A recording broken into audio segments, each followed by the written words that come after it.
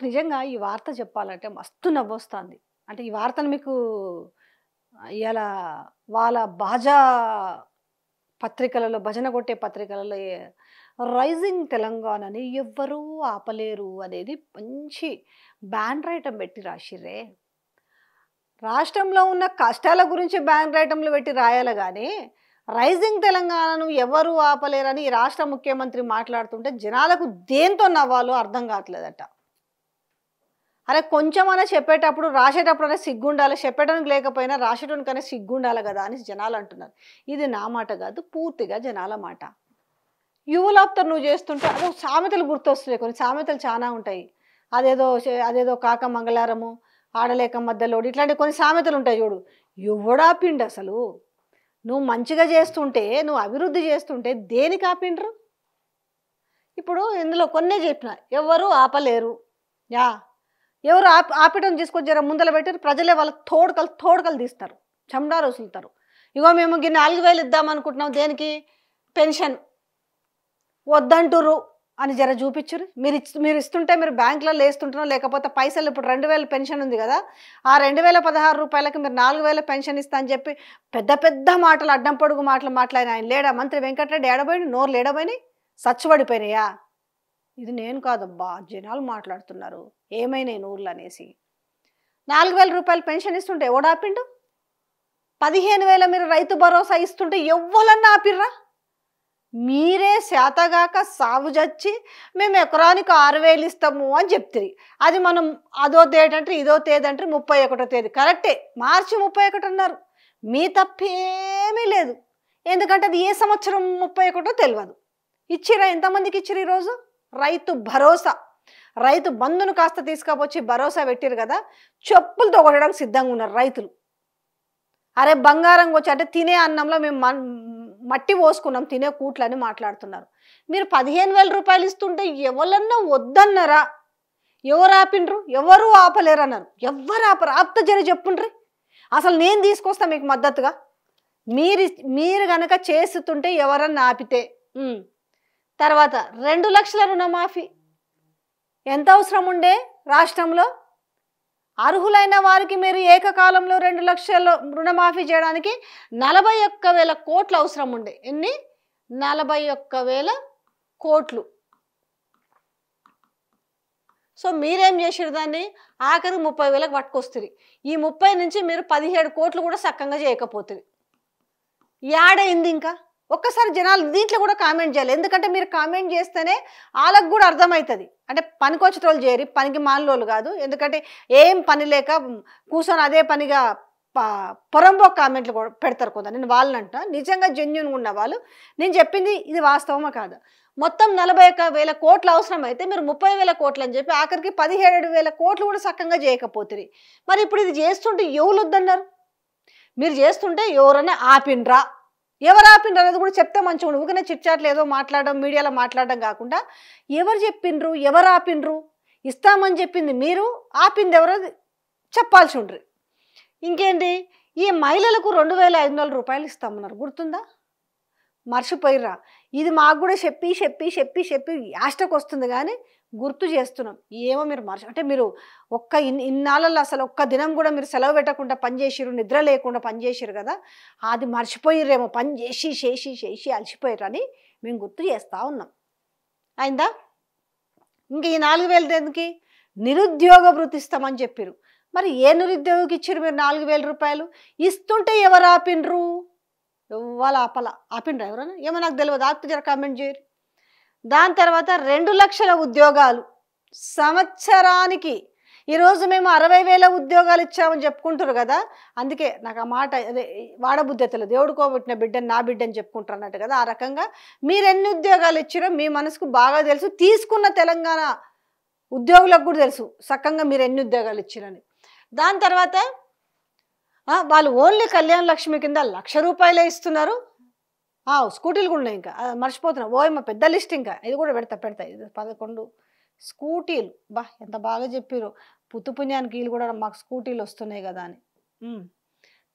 1,00,000 కదా, బంగారం అంతా పిరముంది కాబట్టి మీకు తులం బంగారం ఇస్తామని చెప్పారు. పాపం తులం బంగారంలో ఇలా చైన్ ఇస్తాన్నారో, ఉంగరం ఇస్తాన్నారో అది కూడా చెప్పుంటే బాగుండు.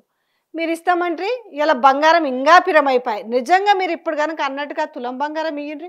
మీరు బంగారం కొంటుంటే ఎవరైనా వద్దంటున్నారా? షాప్‌లో పోయి కొంటా అంటుంటే? మరి 22 క్యారెట్లు ఇస్తారా? 24 ఇస్తారా? 18 క్యారెట్లు ఇస్తారా? చైన్ ఇస్తారా? నాన్ తాడు ఇస్తారా? కంటి ఇస్తారా? ఉంగరం ఇస్తారా? మీరు ఆర్డర్ ఇస్తుంటే ఎవరైనా అడ్డుకున్నారా? నాకు ఇప్పటికి అర్థమైతలేదు. ఎవరు అడ్డుకున్నారు? అడ్డుకుంటారనే మీరు ఇస్తలేరా ఇప్పుడు? ఇది తులం బంగారం ముచ్చట. ఇక కౌలు రైతుల అదేమో రైతు భరోసా ముచ్చట అట్లా పెట్టినాం కదా. గొప్పగా అసలు కౌలు రైతులనే అన్యాయం చేసిర్రు. అసలు కౌలు రైతులని గుర్తిస్తలేరు అన్నారు. వాళ్ళకే కాదు రైతు కూలీలకు కూడా పైసలు ఇస్తామన్నారు. రైతు కూలీలకు ఎంత? 12,000. కౌలు రైతులకు ఎంత? 15,000 ఇచ్చిరా. ఇది కూడా ఇస్తుంటే ఆపినరా? ఓహో.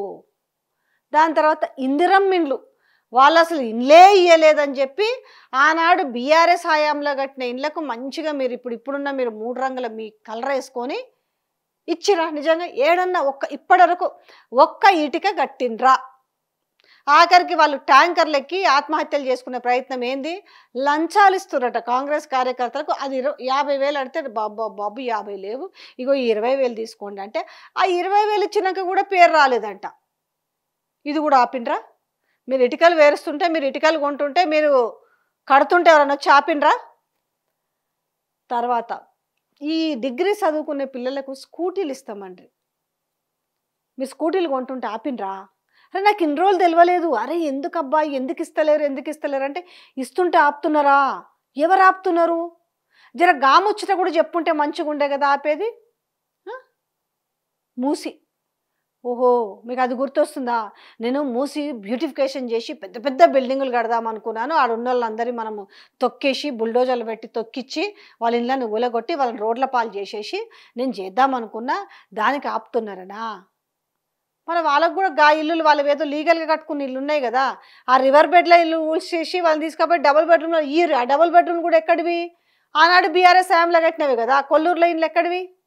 ఆడ ఎన్నో ఇండ్లు ఉంటాయి. నేను మర్చిపోయిన 15,000 ఇండ్లు ఎన్నో ఉంటాయి అనుకుంటా ఆ కొల్లూరులో ఇల్లు. అవే కదా మీరు ఇస్తామన్నవి. మరి అవి ఎవరు కట్టిరు? అవి బీఆర్ఎస్ హయాంలో కదా. మీరే కట్టిరా?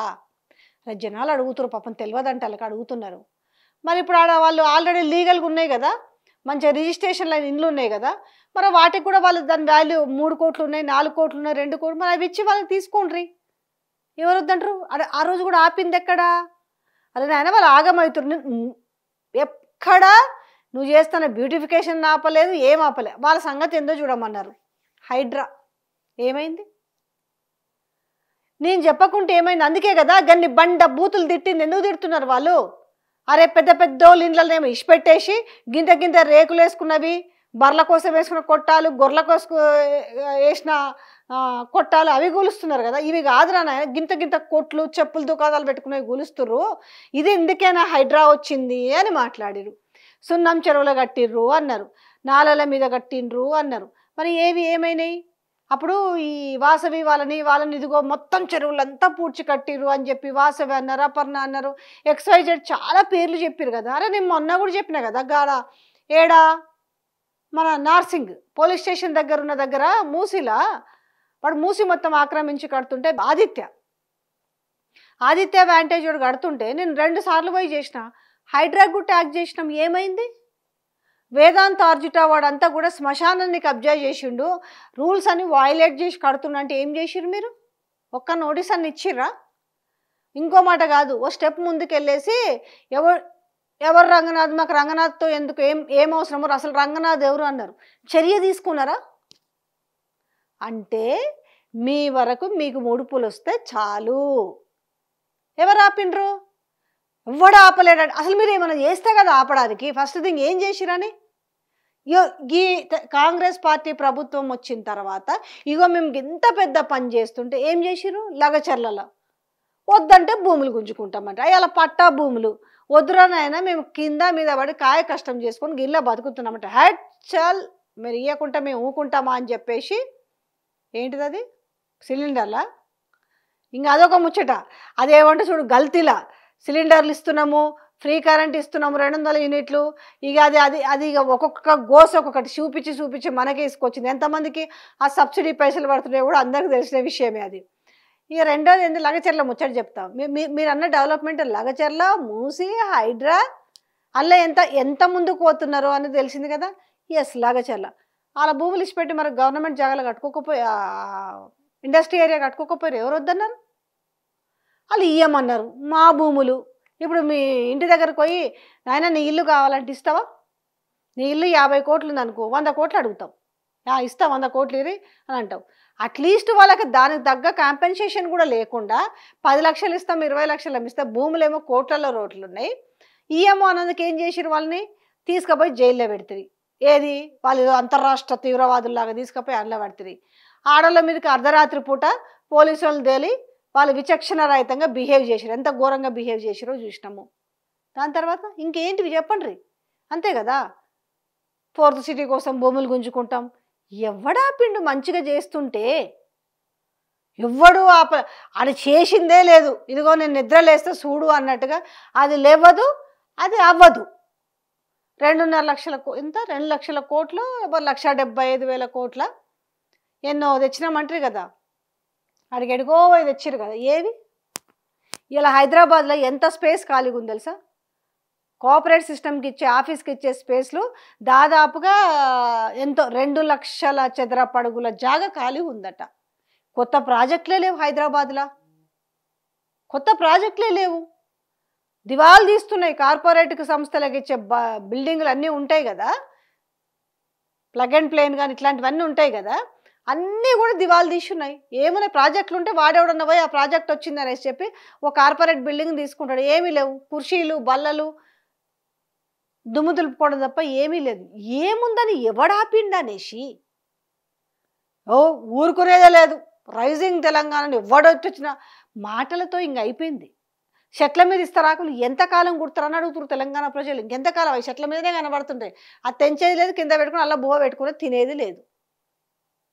అరే ఎంత కామెడీగా ఉంటుందంటే పేపర్ వార్త అంత బ్యాన్ రైటం చదివితే చదివేటోనికన్నా చెప్పేటోనికి లేకపోయినా రాసేటోనికి ఎక్కడ పోయింది అంటున్నారు. మీరు చేస్తుంటే వీళ్ళంటే అడ్డుకుంటున్నారట. అరే తీసుకొచ్చి ప్రజల ముందులు పెట్టురు. ఎవడైతే అడ్డుకుంటాను అంటున్నారో వాళ్ళని తీసుకొచ్చి ముందర పెట్టురు. ఒకసారి అర్థమవుతుంది. ఇంకెంతకాలం ఇట్లా కాలం వెళ్ళబుచ్చుతారు.